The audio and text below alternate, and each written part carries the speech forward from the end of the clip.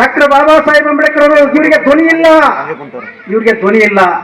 ಇವರ ಧ್ವನಿಯಾಗಿ ನೀವು ಅಸೆಂಬ್ಲಿ ಒಳಗೆ ಪಾರ್ಲಿಮೆಂಟ್ ಅಲ್ಲಿ ಮಾತಾಡ್ರಪ್ಪ, ನಮ್ಮ ಸಮುದಾಯದ ಹಕ್ಕುಗಳನ್ನು ರಕ್ಷಣೆ ಮಾಡ್ರಪ್ಪ ಅಂತೇಳಿ ಅವಕಾಶ ಮಾಡಿಕೊಟ್ಟಿದ್ರು ಸರ್. ಎಲ್ಲರೂ ಬರ್ರಿ ನೀವು.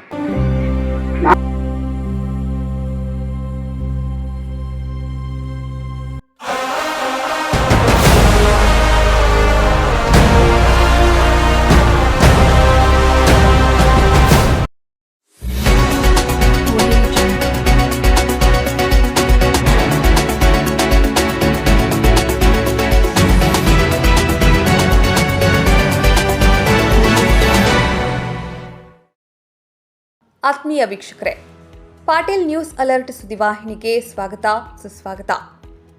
ಮಸ್ಕಿ ತಾಲೂಕಿನ ನೆಲಕೋಳ ಗ್ರಾಮದಲ್ಲಿ ನಡೆದ ಶ್ರೀ ಮಹರ್ಷಿ ವಾಲ್ಮೀಕಿ ಮೂರ್ತಿ ಪ್ರತಿಷ್ಠಾನ ಕಾರ್ಯಕ್ರಮದಲ್ಲಿ ಶ್ರೀ ವಾಲ್ಮೀಕಿ ಗುರುಪೀಠದ ಜಗದ್ಗುರು ಶ್ರೀ ಪ್ರಸನ್ನಾನಂದಪುರಿ ಸ್ವಾಮೀಜಿ ಭಾಗಿಯಾಗಿ ಮೊದಲ ಬಾರಿಗೆ ಪಾಟೀಲ್ ನ್ಯೂಸ್ ಅಲರ್ಟ್ ಸುದ್ದಿವಾಹಿನಿಯಲ್ಲಿ ವಾಲ್ಮೀಕಿ ಅಭಿವೃದ್ಧಿ ನಿಗಮದ 187 ಕೋಟಿ ಹಗರಣದ ಕರ್ಮಕಾಂಡ ಕುರಿತು ಪ್ರತಿಕ್ರಿಯೆ.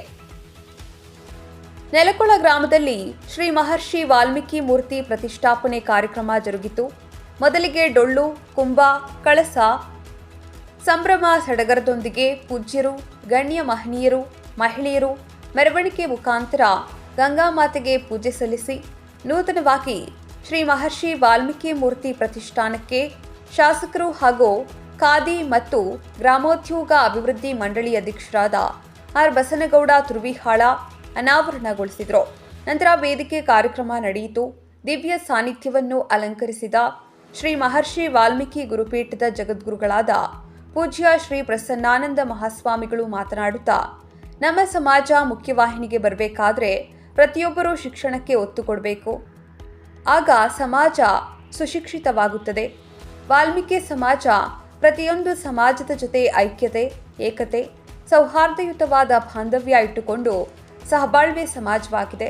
ಮುಖ್ಯವಾದ ವಿಷಯವೆಂದರೆ, ಇತ್ತೀಚೆಗೆ ಕರ್ನಾಟಕದಲ್ಲಿ ಕಂಡ ವಾಲ್ಮೀಕಿ ಅಭಿವೃದ್ಧಿ ನಿಗಮದಲ್ಲಿ 187 ಕೋಟಿ ಹಗರಣದ ಕರ್ಮಕಾಂಡ ಕುರಿತು ಮಾತನಾಡುತ್ತಾ, ಇಡೀ ರಾಜ್ಯದ ನಮ್ಮ ಸಮುದಾಯದ ಅನೇಕ ಸಂಘ ಸಂಸ್ಥೆ ಇನ್ನಿತರ ಸಮಿತಿಯವರು ಸ್ವಾಮೀಜಿಯವರು ಹಗರಣದ ಕುರಿತು ಏಕೆ ಮೌನ ತಾಳಿದ್ದಾರೆ ಎಂಬ ಮಾತು ರಾಜ್ಯಾದ್ಯಂತ ಕೇಳಿ ಬರುತ್ತಿದ್ದು, ನಾನು ಸುಮ್ಮನೆ ಕುಂತಿಲ್ಲ, ಎಲ್ಲವನ್ನೂ ಸೂಕ್ಷ್ಮತೆಯಿಂದ ಗಮನಿಸುತ್ತಿದ್ದೇನೆ. ಯಾಕಂದರೆ 187 ಕೋಟಿ ಹಗರಣದ ಕುರಿತು ತನಿಖೆ ನಡೆಯುತ್ತಿದ್ದು ಕಾನೂನು ಮುಖ್ಯ. ನಾವೆಲ್ಲರೂ ಕಾನೂನಿಗಿಂತ ದೊಡ್ಡವರಲ್ಲ. ಅದಕ್ಕಾಗಿ ತನಿಖೆ ನಡೆಯಲಿ, ಸತ್ಯ ಅಸತ್ಯ ಹೊರಗಡೆ ಬರಲಿ. ಒಂದು ವೇಳೆ ಏನಾದರೂ ಅನ್ಯಾಯ ಅಂತ ಕಂಡುಬಂದರೆ ನಾನು ನಿಮ್ಮ ಹತ್ತಿರ ಬಂದು ಹೋರಾಟದ ಮುಖಾಂತರ ನ್ಯಾಯ ಕೊಡಿಸುವ ಕೆಲಸ ನಾವು ನೀವು ಸೇರಿ ಮಾಡೋಣ ಎಂದು ಶ್ರೀ ಮಹರ್ಷಿ ವಾಲ್ಮೀಕಿ ಜಗದ್ಗುರು ಪೀಠದ ಶ್ರೀ ಪ್ರಸನ್ನಾನಂದಪುರಿ ಮಹಾಸ್ವಾಮಿಗಳು ಹೇಳಿದರು. ಸಾನ್ನಿಧ್ಯವನ್ನ ಅಮಿನಗಡದ ಗಂಗಾದೇವಿ ಮಠದ ಪೂಜ್ಯ ಶ್ರೀ ಬಸವಲಿಂಗಮ್ಮ ಅಮ್ಮನವರು, ಶ್ರೀ ನಾಗಯ್ಯ ತಾತನವರು ಸಾನ್ನಿಧ್ಯ ವಹಿಸಿದರು. ನಂತರ ಸಭೆಯ ಕುರಿತು ಜಗದ್ಗುರು ಶ್ರೀ ಬಸವನಂದ ಸ್ವಾಮಿಗಳು, ಮಡಿವಾಳ ಮಾಚದೇವ ಗುರುಪೀಠ, ಪೂಜ್ಯರಾದ ಆತ್ಮಾನಂದ ಸ್ವಾಮೀಜಿ ಉಸ್ಕಿಹಾಳ ಆಶ್ರಮ, ಮಾಜಿ ಶಾಸಕರಾದ ಪ್ರತಾಪಗೌಡ ಪಾಟೀಲ್, ರಾಜ ವೆಂಕಟಪ್ಪ ನಾಯಕ, ಅಯ್ಯಪ್ಪ ನಾಯಕ ಮ್ಯಾಕಲ್, ಭೀಮಣ್ಣ ನಾಯಕ ಕಾಚಾಪುರ, ಮಲ್ಲಿಕಾರ್ಜುನ ಪಾಟೀಲ್ ಯದ್ದಲದಿನ್ನಿ, ಹನುಮೇಶ ನಾಯಕ ಮಾನ್ವಿ, ಶರಣಬಸವ ನಾಯಕ ಜಾನಿಕಲ್, ಬುಡ್ಡಪ್ಪ ನಾಯಕ, ಆರ್ಕೆ ನಾಯಕ ಇನ್ನಿತರರು ಸಭೆಯನ್ನ ಕುರಿತು ಮಾತನಾಡಿದರು. ಈ ಸಂದರ್ಭದಲ್ಲಿ ಗ್ರಾಮ ಪಂಚಾಯಿತಿ ಅಧ್ಯಕ್ಷೆ ಬಸವಲಿಂಗಮ್ಮ ಗಂಡ ಭೀಮಣ್ಣ, ಕವಿತಾಳ, ಪಿಎಸ್ಐ ವೆಂಕಟೇಶ ನಾಯಕ, ಮೌನೇಶ ನಾಯಕ, ಬಸವರಾಜ ನಾಯಕ ತುಗ್ಗಲದಿನ್ನಿ, ಕರಿವಾಳಪ್ಪ ನಾಯಕ, ಬಸವರಾಜ ಕೊಟಿಕಲ್, ನೆಲಕೊಳ ಗ್ರಾಮಸ್ಥರಾದ ಮಲ್ಲಪ್ಪ ನಾಯಕ, ಶಿವಜ್ಞಾನಪ್ಪ, ರಡ್ಡಪ್ಪ, ಯಮನೂರು ಯತಗಲ್, ಸುಬಾನ, ಮೌಲಸಾಬು, ಬಂದೇ ನವಾಜ, ಯಲ್ಲಪ್ಪ, ಹುಚ್ಚಪ್ಪ ಹಾಗೆ ಕವಿತಾಳ ಪಟ್ಟಣ ಪಂಚಾಯತ್ ಸದಸ್ಯರು, ವಾಲ್ಮೀಕಿ ಸಮಾಜದ ಮುಖಂಡರು ಭಾಗವಹಿಸಿದರು. ಡಾಕ್ಟರ್ ಬಾಬಾ ಸಾಹೇಬ್ ಅಂಬೇಡ್ಕರ್ ಅವರು ಈ ರಾಜ್ಯದ ಮತ್ತು ಈ ದೇಶದ ಪರಿಶಿಷ್ಟ ಜಾತಿ ಮತ್ತು ವರ್ಗದವರಿಗೆ ಆರ್ಥಿಕ ಮೀಸಲಾತಿಯನ್ನು ಕೊಟ್ಟಿದ್ರು ಸಹ ನಮ್ಮನ್ನ ಆಳುವಂತ ಸರ್ಕಾರಗಳು ಈ ಸಮುದಾಯದ ಹಣವನ್ನ ದುರ್ಬಳಕೆ ಮಾಡ್ಕೊಳ್ತಾ ಇದ್ದಾವೆ. ನಮ್ಮ ಹಳ್ಳಿ ಕಡೆ ಹೇಳ್ತೀವಲ್ಲ, ಬೇಲೆದ್ದು ಯಾರು ಈ ಹಕ್ಕುಗಳನ್ನ ರಕ್ಷಣೆ ಮಾಡಬೇಕಾಗಿತ್ತು? ಡಾಕ್ಟರ್ ಬಾಬಾ ಸಾಹೇಬ್ ಅಂಬೇಡ್ಕರ್ ಅವರು. ಇವರಿಗೆ ಧ್ವನಿ ಇಲ್ಲ, ಇವ್ರಿಗೆ ಧ್ವನಿ ಇಲ್ಲ. ಇವರ ಧ್ವನಿಯಾಗಿ ನೀವು ಅಸೆಂಬ್ಲಿ ಒಳಗೆ ಪಾರ್ಲಿಮೆಂಟ್ ಅಲ್ಲಿ ಮಾತಾಡ್ರಪ್ಪ, ನಮ್ಮ ಸಮುದಾಯದ ಹಕ್ಕುಗಳನ್ನ ರಕ್ಷಣೆ ಮಾಡ್ರಪ್ಪ ಅಂತೇಳಿ ಅವಕಾಶ ಮಾಡಿಕೊಟ್ಟಿದ್ರು ಸರ್. ಎಲ್ಲರೂ ಬರ್ರಿ ನೀವು. ನಾನು ಮಾತಾಡಿದ್ರೆ ನಮ್ಮ ಮುಖ್ಯಮಂತ್ರಿ ಏನಂತಾರ, ನಾನು ಮಾತಾಡಿದ್ರೆ ನಮ್ಮ ನಾಯಕರು ಏನಂತ ಅನ್ಕೊಂತಾರ ಅಂತ ಹೇಳಿ ಬಹುತೇಕವಾಗಿ ಈ ರೀತಿಯಾಗಿರ್ತಕ್ಕಂಥ ಮನಸ್ಥಿತಿಯನ್ನು ಬೆಳೆಸ್ಕೊಂಡ್ರೆ ಏನಾಗ್ತದೆ ಪರಿಸ್ಥಿತಿ? ಅದಕ್ಕೆ ಬಹುತೇಕ ಎಲ್ಲರಿಗೂ ಒಂದು ನಿರೀಕ್ಷೆ ಇದೆ, ಹೌದಲ್ರಪ್ಪ? ಯಾಕೆ ನಮ್ಮ ಅಜ್ಜರು ಮಾತಾಡ್ತಾ ಇಲ್ಲ? ಯಾಕೆ 5,500 ಕೋಟಿಯನ್ನ ಲೂಟಿ ಮಾಡ್ಕೊಂಡು ಹೋದ್ರು. ನಮ್ಮ ಮುಖಂಡರಿಗೆ ಹೇಳಿದೆ, ನೋಡ್ರಿ, ಪರಿಶಿಷ್ಟ ಜಾತಿ ಮತ್ತು ವರ್ಗದವರಿಗೆ ಇವ್ರನ್ನ ಆರ್ಥಿಕವಾಗಿ ಸಬಲೀಕರಣ ಮಾಡಬೇಕು ಅಂತ ಹಣ ಇಟ್ಟಿದ್ದಾರೆ. ST ಹಣನ ಬೇಕಾ ಇವ್ರಿಗೆ? ಪರಿಶಿಷ್ಟ ಜಾತಿ ಹಣನ ಬೇಕಾ? 5,500 ಕೋಟಿ ಹೋಯ್ತು. 11,000 ಕೋಟಿ ಪ್ರಣಾಳಿಕೆಯನ್ನು ಘೋಷಣೆ ಮಾಡಿಕೊಂಡ್ರು. ಯಾರು ಕೇಳಬೇಕಾದ್ರೆ ಈಗ 187 ಕೋಟಿ, 5,500 ಕೋಟಿ ಇದ್ದಾಗ ಹೇಳಿದೆ ನಾನು ನಮ್ಮ ಮುಖಂಡರಿಗೆ, ಲೂಟಿ ಮಾಡ್ತಾ ಇದಾರಲ್ರಿ ಸಮುದಾಯದ ಹಣ.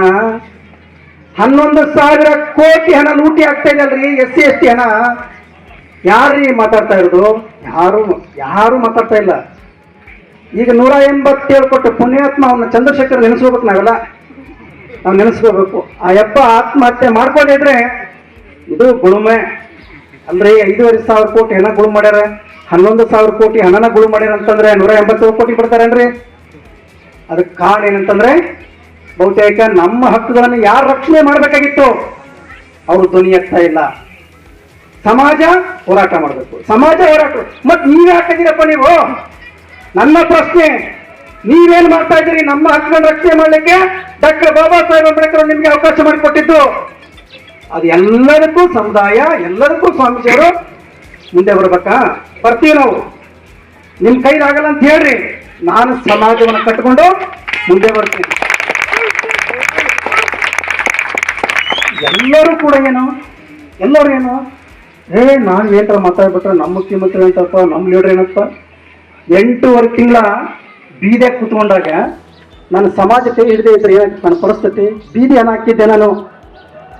ಹಾಕಿದ್ದೆ. ಈ ರಾಜ್ಯದ SC ಮತ್ತು ST ಸಮುದಾಯದವರು 151 ಜಾತಿಗಳು ಪಕ್ಷ ಒಂದೊಂದು ಮಾತನ್ನ ಮನೆ ತಗೊಂಡು ಹೋಗ್ಬಿಟ್ರೆ ನೀವು ನಿಜವಾಗ್ಲೂ ಮಹರ್ಷಿಗಳಿಗೆ ಕೃತಜ್ಞತೆಯನ್ನು ಸಲ್ಲಿಸಿದಂಗಾಗುತ್ತೆ. ಆ ಕಾರಣ ಎಲ್ಲ ಪೂಜನೆ ಹೇಳ್ತಾ ಇದ್ರು, ಕೇವಲ ಒಂದು ವರ್ಗಕ್ಕೆ ಸೀಮಿತ ಅಲ್ಲ ಅವರ ತತ್ವಗಳು. ಇಡೀ ಮನುಕುಲ ಇವತ್ತು ಸುಸಂಸ್ಕೃತವಾಗಿ, ಸಂಸ್ಕಾರಯುತವಾಗಿ, ಶಿಕ್ಷಣ ಪೂರಿತವಾಗಿ ಇರಬೇಕು ಅಂತಂದ್ರೆ ಮಹರ್ಷಿಗಳ ಏನು ಜೀವನ ಚರಿತ್ರೆ ಏನಿದೆ ನಾವು ದಾರಿ ಉದ್ದಕ್ಕೂ ಸಾಗಬೇಕು. ಅವರೆಲ್ಲ ಕಲ್ಲು ಮುಳ್ಳುಗಳನ್ನ ತಗೋಬಹುದು. ನಾವು ಹೇಳೋದಿಷ್ಟೇ, ಈ ಒಂದು ಕಾರ್ಯಕ್ರಮದಲ್ಲಿ ಮೊದಲು ವಾಲ್ಮೀಕಿಯರ ವಿಚಾರಗಳನ್ನ ಅದನ್ನು ತಿಳ್ಕೊಳ್ರಿ, ಅದನ್ನ ನಿಮ್ಮ ಜೀವನದಲ್ಲಿ ಅಳವಡಿಸಿಕೊಳ್ರಿ. ಇದು ವಾಲ್ಮೀಕಿಯವ್ರ ವಿಚಾರ ಅಂದಾಗ ಬರೇ ವಾಲ್ಮೀಕಿ ಜನಾಂಗಕ್ಕೆ ಒಂದೇ ಇಲ್ಲ, ಅದು ಇಡೀ ವಿಶ್ವಕ್ಕೆ ಕೊಟ್ಟಾಗ. ಹಂಗಾಗಿ ವಿಶ್ವ ಕವಿ ಅಂತೇಳಿ, ವಿಶ್ವಗುರು ಅಂತೇಳಿ, ವಿಶ್ವ ಮಾನ್ಯರು ಅಂತ ಹೆಸರು ಬಂದಿದ್ದಾರೆ. ಅದನ್ನು ಮೊದಲು ಮಾಡ್ಕೊಂಡು ಹೋಗ್ರಿ. ಅದ್ರ ಜೊತೆಗೆ ಈಗ ಪ್ರಚಲಿತದಲ್ಲಿರ್ತಕ್ಕಂಥ ಯಾಂಥ ಸಂದರ್ಭದೊಳಗೆ ನಾವು ಪೂಜ್ಯರ ಒಂದು ಏನು ಕಷ್ಟ ತಾವೆಲ್ಲರೂ ಭಾಗಿಯಾಗಿದ್ದೀರಿ. ಇವತ್ತು ಅವರ ಪಾದಯಾತ್ರೆ ಆಗಿರ್ಬೋದು, ಇವತ್ತು ಬೆಂಗಳೂರಿನ ಫ್ರೀಡಂ ಪಾರ್ಕ್ನಲ್ಲಿ ಅವಿರತವಾಗಿರುವಂತ ಸತ್ಯಾಗ್ರಹ ಆಗಿರ್ಬೋದು, ಇವತ್ತು ಯಾವುದೇ ಸರ್ಕಾರ ಇರಲಿ, ಇವತ್ತ ಅವರ ಒಂದು ಹೋರಾಟಕ್ಕೆ ನಮ್ಮೆಲ್ಲರ ಗೊತ್ತಿರತಕ್ಕಂಥ ವಿಚಾರ.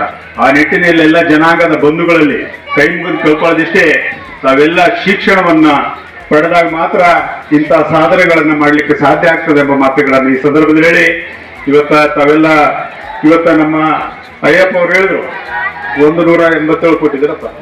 ಇದು ರಾಜಕೀಯ ಸಮಾರಂಭ ಅಲ್ಲ. 187 ಕೋಟಿದು ನಮ್ಮ ಸಮಾಜದವರು 15 ಜನ ಶಾಸಕರಿದ್ದಾರೆ. ಜನರಲ್ ಆಗಿ ಇಬ್ಬರಿಗೆ ಅದ್ರ 17 ಜನ ಶಾಸಕರಿದ್ದಾರೆ, ಅಲ್ಲಿ ಹೋರಾಟ ಮಾಡ್ತಾರೆ. ಇದು ಪಕ್ಷಾತೀತ ಒಂದು ಅಂದ್ರೆ ಸಮಾಜದ್ದು, ಹೌದಿಲ್ಲ, ರಾಜಕೀಯ ಇಲ್ಲ. ಕಾಂಗ್ರೆಸ್ ಬಿಜೆಪಿ JDS ಸಮಾವೇಶ ಅಲ್ಲ ಇದು. ಇಲ್ಲಿ ಏನಾಯ್ತು, ಸಮಾಜದ ಬಗ್ಗೆ ಅಷ್ಟೇ ನಾವು ಮಾತಾಡೋದು, ಪಾಲಿಟಿಕ್ಸ್ ಇಲ್ಲ. ಮತ್ತೇನ್ ಅನ್ಕೋಬೇಡಪ್ಪ. ಇವತ್ತು ಮಹರ್ಷಿ ವಾಲ್ಮೀಕಿ ಅವರ ಪುತ್ಥಳಿಯ ಅನಾವರಣವನ್ನ ಮಾಡಲಿಕ್ಕೆ ಆಹ್ವಾನಿಸಿದರೆ ಒಂದು ಮಾತು ಬಹಳ ಸ್ಪಷ್ಟವಾಗಿ ನಾನು ಹೇಳೋದೇನೆಂದ್ರೆ, ಭಾರತದ ನಿಜವಾದ ಹೃದಯ ಶ್ರೀಮಂತಿಕೆ ಇರೋದು ಹಳ್ಳಿಯಲ್ಲಿರ್ತಕ್ಕಂಥ ಜನರಲ್ಲಿ ಎಂಬುದು ಸ್ಪಷ್ಟವಾಗಿ ಕಾಣ್ತದೆ. ಮಸೀದಿಗೂ ಅದು ನಮ್ಮ ಮಸೀದಿ, ನಮ್ಮ ದೇವಾಲಯ, ನಮ್ಮ ದೇವರು ಅಂತೇಳಿ ಎಲ್ಲಾ ಸಮಾಜದ ಜನರು ಭಾಗವಹಿಸಿದ್ರು. ಇವತ್ತೂ ಸಹ ಮುಸಲ್ಮಾನರು ಸಮೇತ ಎಲ್ಲಾ ಸಮಾಜದಲ್ಲಿ ಇದು ನಮ್ಮ ದೇವರು, ನಮ್ಮ ಗುರುಗಳು ಮಹರ್ಷಿ ಅಂತೇಳಿ ಎಲ್ಲರೂ ಸೇರಿ ಎದುರಿಸುವಂತ ಶಕ್ತಿ ನಮ್ಮ ಹತ್ರ ಇಲ್ಲ ಅಂತ ಹೇಳೋದು ಗೊತ್ತಾಗಿದೆ. ಹಾಗಾಗಿ ಯುವಕರೇ ನೀವೆಲ್ಲ ಎಚ್ಚರ ಬರಬೇಕಾಗಿದೆ. ಇವತ್ತು ಸುಮಾರು 35,000 ಕೋಟಿ ಪ್ರತಿ ಬಜೆಟ್ ಮೇಲೆ ನಮಗೆ ರಿಸರ್ವೇಶನ್ ಮಾಡ್ತಿದ್ರು. ಆ ರಿಸರ್ವ್ ಇರ್ತಕ್ಕಂತ ಬಜೆಟ್ ಅನ್ನ ಇವತ್ತು ಯಾವುದೋ ಎಲೆಕ್ಷನ್ಗೆ ಯಾವುದೇ ಒಂದು ಅಕೌಂಟಿಗೆ ಹಾಕಿ ನಮ್ಮ SC/ST ಬದುಕನ್ನು ಹಸಿರು ಮಾಡತಕ್ಕಂಥ ಸೌಲಭ್ಯಗಳು ಸಿಗಬೇಕಾಗಿರ್ತಕ್ಕಂಥ ಹಣವನ್ನ ಅಗಲತ್ತು ಲೂಟಿ ಮಾಡಿಬಿಟ್ಟಿರ್ತಕ್ಕಂಥ ಸರ್ಕಾರಗಳು ಇವತ್ತು ಅವರ ಬಗ್ಗೆ ನಾವು ಎಚ್ಚರ ವಹಿಸಬೇಕಾಗಿದೆ. ಇವತ್ತು ಪರಿಶಿಷ್ಟ ಜಾತಿ ಪರಿಶಿಷ್ಟ ಪಂಗಡಕ್ಕೆ ಇವತ್ತು ಸರಿಯಾಗಿ ಬೋರ್ಗಳು ಗಂಗಾ ಕಲ್ಯಾಣ ಇರ್ಬೋದು, ನೇರ ಸಾಲ ಇರ್ಬೋದು, ಹೊಲ ಲ್ಯಾಂಡ್ ಪರ್ಚೇಸ್ ಇರ್ಬೋದು, ಇಂಥ ಸಣ್ಣ